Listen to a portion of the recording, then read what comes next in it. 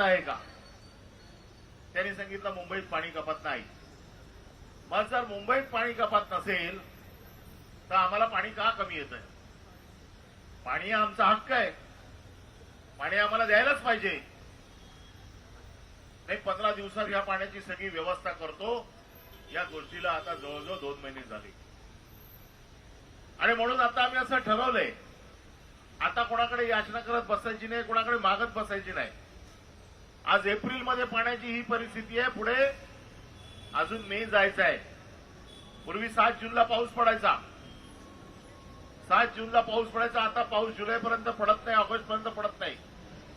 त्याच्यामुळे पाण्याची ही समस्या अजून बिकट होणार आहे. त्यामुळे ह्या पाण्याच्या बाबतीमध्ये शिवसेनेचे पक्षप्रमुख आणि युवा सेना प्रमुख आदित्य ठाकरे यांनी आम्हाला सगळ्यांना आदेश दिला की आता यांच्याकडे भीक मागत बसण्याची गरज नाही, आपल्याला रस्त्यावरती लोकांसाठी उतरावं लागेल. आणि तुम्हाला माहिती आहे शिवसेनेचं टप्प्याटप्प्याने आंदोलन असतं. आज आपण फक्त उतरलोय.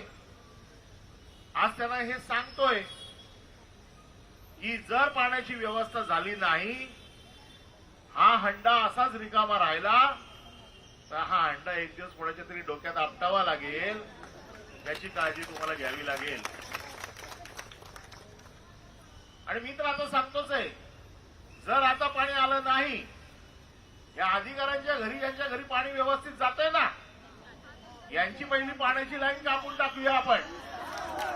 काय होतील त्या केसेस होतील. आणि पोलिसांना तर मी पहिलं सांगतोय, अरे युद्ध असल्यासारखे तुम्ही आमच्या भोवती इथे घेराव घालून बसलेले आहे. काय अतिरेकी आलेत का इकडे? आणि तुम्हाला तर आम्हाला नोटीस देताना लाज वाटली पाहिजे, कारण तुमच्या घरच्या पाण्यासाठी पण आम्ही लढतोय. या 21 मध्ये पोलिसांची कॉलनी आहे.